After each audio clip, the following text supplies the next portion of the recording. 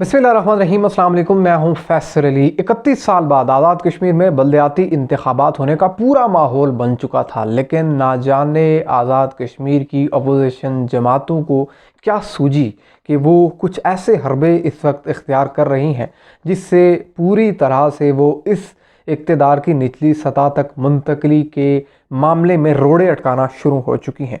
ये चीज़ कहने में बहुत आसानी से कही जा रही है, लेकिन ऑन ग्राउंड अगर आप इसको देखेंगे तो आपको एक्टिवली मुस्लिम लीग नून आज़ाद कश्मीर और पीपल्स पार्टी आज़ाद कश्मीर की क़यादत एक्टिव नज़र आएगी। अभी कुछ ही रोज़ पहले यहाँ इस्लामाबाद के प्रेस क्लब में दो अहम शख्सियात ने मुश्तरका प्रेस कॉन्फ्रेंस की। पीपल्स पार्टी के चौधरी यासीन और उनके हमरा फैसल राठौर, और फिर शाह गुलाम कादर नून लीग के, वो भी यहाँ मौजूद थे। फिर मुजफ्फराबाद के अंदर भी राजा फारूक हैदर ख़ान और उनके हमरा चौधरी लतीफ़ अकबर, इन्होंने एक प्रेस कॉन्फ्रेंस की।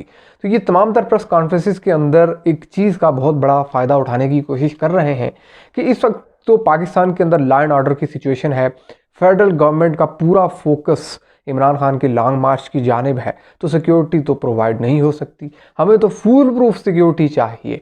फुल प्रूफ सिक्योरिटी के बगैर इंतखाबात नहीं हो सकते। यहाँ तक कि पीपल्स पार्टी के चौधरी यासीन जो, उन्होंने तो फ़ौज की निगरानी में इलेक्शन कराने का बाकायदा तौर पर तकाजा किया। अब मामला क्या है? मामला बड़ा अहम है, वो आपके सामने हम रखेंगे।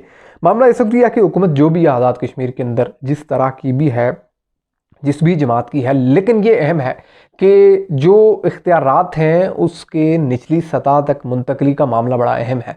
और ये ज़ाहिर है कि मामला पूरे 31 बरस बाद हो रहा है। इससे पहले अगर हम बात करें तो 1989, 1983, 87 1979, 1983, 1987 और फिर 1991, इन 80 की दहाई में तकरीबन ये कोई 4 इंतखाबात जो हैं वो हुए, जो बलदियाती इंतखाबात थे। और 1996 में भी बलदियाती इंतखाबात मुनक्किद होने से एक रोज़ पहले जो है वो कैंसिल कर दिए गए थे। तब भी मुमकिन तौर पर वजह यही थी। वजह ये है कि वो स्कीम खोर MLAs, वो स्कीम खोर, वो काले पाइपों की स्कीमें और 3 किलोमीटर सड़क शो करके 1.5 किलोमीटर पक्की करने वाले और बाकी जेब में डालने वाले MLAs जो हैं, उनका खाना पीना बंद हो जाता है इस तमाम तर सिलसिले से। ये कोई भी हुकूमत करवाती तो ये डेफिनेटली उसका एक बहुत बड़ा क्रेडिट था। इस वक्त आज़ाद कश्मीर के अंदर तहरीक इंसाफ की हुकूमत अगर ये करवा रही है तो सवाल सिर्फ वज़ीर-ए-आज़म आज़ाद कश्मीर ये कह रहे हैं कि देखिए उनके ये इंतखाबी मंशूर में था और उन्होंने ये यकीनी तौर पर करवाना था।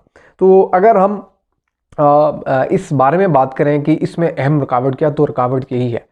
हम सब के इल्म में है कि एक MLA फ़ंड होता है जिससे आज़ाद कश्मीर का हर 10 अजला जो हैं उनमें जो भी MLAs होते हैं वो अपने अपने हलके का जो है वो पूरी तरह से उसमें जो तामीर व तरक्की और दीगर चीज़ें होती हैं उसके लिए कुछ मखसूस फ़ंड भी होते हैं, लेकिन एक MLA फ़ंड भी होता है। अब मामला ये है कि अगर ये बलदियाती इंतखाबात हो जाते हैं और जितनी तादाद में उम्मीदवार सामने आए हैं, 10,526 तादाद बताई जा रही है और 42 तो बिला मुकाबला ही मुंतखब हो चुके हैं, हम ये चीज़ देख रहे हैं कि बहुत सारे ओवरसीज़ जो कि बाहर के ममालिक में अपनी जो सर्विसेज कर चुके हैं वो आकर इस इंतखाबी अमल में हिस्सा लेने के लिए अपने कागजात नामजदगी भी जमा करवा चुके हैं। वजह क्या है? बहुत से लोग जो बाहर के मालिक में रहे हैं वो देखते हैं कि ज़ाहिर है कि हमारा इलाका कितना पीछे है, उसको कैसे बेहतर किया जाए। सबसे बड़ी एग्जांपल आपके सामने अगर मैं रख दूँ तो आलमी दुनिया के अंदर आपको तुर्की का सदर तैयब एर्दोगान ऐसा नज़र आएगा जो इसी बल्दियाती निज़ाम से ऊपर गया। फिर आपको पाकिस्तान के अंदर जमात इस्लामी जैसी जमात नज़र आएगी जिसमें लोग बल्दियात से ऊपर जाते हैं। और बहुत सी जमातें हैं जिनकी मिसाल दी जा सकती है, लेकिन यहाँ मामला ये है कि आज़ाद कश्मीर की हुकूमत इस वक्त अगर ये बल्दियाती इंतखाबात मुनक्किद करवाना चाह रही है, वो लोग जिनके अंदर पोटेंशल मौजूद है, गो कि उनके इख्तियारात जिस तरह से भी हैं, लेकिन बहरहाल इख्तियारात अवामी सतह पर, निचली सतह पर जाने की बात हो रही है और फिर उसको यूटिलाइज़ भी किया जाना। तो इसमें दिक्कत क्या है? दिक्कत यकीनी तौर पर स्कीम खोर MLAs के लिए है, जो नाक़िस जो कारकर्दगी है उसमें बड़े ही अहम है। आप आज़ाद कश्मीर की जो रिमोट एरियाज़ हैं उनकी जाकर सड़कों की हालात देख लें, आप वाटर सप्लाईज़ की सूरत हाल देख लें। जो रिमोट एरियाज़ में छोटे कस्बे और शहर हैं वहाँ पर आप म्यूनसिपल की सिचुएशन देख लें, ड्रेनेज का सिस्टम देख लें, शहरों के हालात देख लें, तो आपको वाज़े तौर पर नज़र आएगा। अब ये वो काम है जो बल्दियात के करने के होते हैं, लेकिन क्योंकि बल्दियात का सिस्टम मौजूद नहीं है तो इसलिए वो तमाम तर चीज़ें उसी हल्के से, उसी इलाके के जो MLA साहब होते हैं उनके साथ लिंक की जाती हैं। अब MLA साहब को करने के तो और बहुत सारे काम होते हैं, इसलिए उन्हें ये नहीं जो है वो उन्हें इस तरफ ध्यान ही नहीं जाता। अब सबसे अहम बात यह है कि ये बल्दियाती इंतखाबात अगर इस वक्त जो ज़ाहिर है कि हमें फेडरल के अंदर एक अलग हुकूमत है, AJK के अंदर अलग हुकूमत है, और फेडरल के वज़ीर दाखिला ये तो कह चुके हैं कि देखिए जिस तरह की सिचुएशन और जितनी सिक्योरिटी AJK गवर्नमेंट मांग रही है उतनी हम नहीं दे सकते। तो AJK गवर्नमेंट के अंदर जो AJK के जो इलेक्शन कमीशन है, एक फिर वज़ीर-ए-आज़म ऑफिस उनकी जब से 12 खतूत भी लिखे गए फेडरल को कि हमारे सिक्योरिटी के इशूज़ रिजॉल्व किए जाएँ।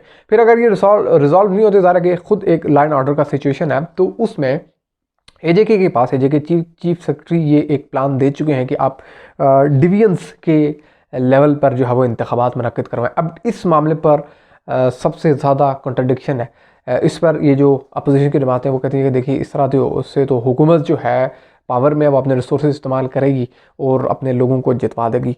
मामला यहाँ पर उनकी जो रिजर्वेशन है वो अपनी जगह, वो उनका एक सवाल ज़रूर हो सकता है, लेकिन वो इस अमल को तो होने दें। इस वक्त उनका जो तर्ज़ अमल है वो तो इस अमल को ही होने नहीं दे रहे।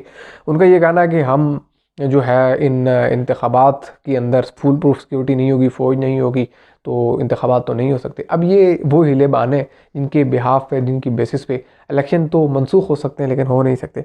सबसे अहम बात इस वक्त जो अदाद शुमार सामने आए हैं वो ये हैं कि कम से कम 10 अजला हैं, 32 सब डिवीज़न हैं और 276 यूनियन काउंसिल्स हैं, 5 म्यूनसिपल कॉरपोरेशन हैं, 14 म्यूनसिपल कमेटीज़ और 5 टाउन कमेटीज़ जो हैं वो पूरे AJK के सेटअप के अंदर डिवाइड की गई हैं बल्दियाती इंतखाबात के हवाले से।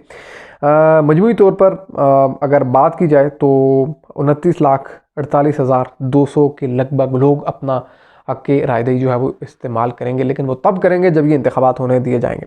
तो एक बार वाज़े है कि आवाम जो है वो आज़ाद कश्मीर के जो जिस इलाके से भी ताल्लुक़ रखता है, बिलखुसूस रिमोट एरियाज़ के लोग, वो अपने यहाँ बिजली का निज़ाम देख लें, सड़कों का निज़ाम देख लें, म्यूनसिपल का निज़ाम देख लें, हेल्थ का निज़ाम देख लें, एजुकेशन का निज़ाम देख लें। ये वो तमाम तर चीज़ें हैं जिन पर चेक एंड बैलेंस ज़ाहिर है कि जो लोकल पावरफुल एंटिटी होती है, ऑटोनॉमी होती है, उसका काम होता है, यानी कि म्यूनसिपल का काम होता है। लेकिन म्यूनसिपल को यहाँ बनने ही नहीं दिया जा रहा, म्यूनसिपल का सिलसिला होने ही नहीं दिया जा रहा, तो ये सब कैसे होगा। इस हवाले से कुछ अहम डिटेल्स आने वाली वीडियोज़ में आपके सामने ज़रूर रखेंगे।